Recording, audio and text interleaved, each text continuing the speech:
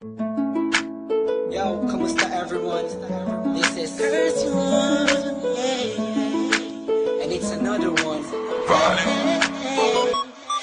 Here we go. Kahit anong gawin ko, upang maalis lang sa isipan ko. Ready to buy beats. Paano mo sila kami sa kung paano ka tumingin sa Downtown Entertainment. Okay.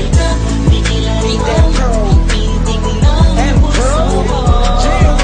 Hirap ko mang maamin sa'yo.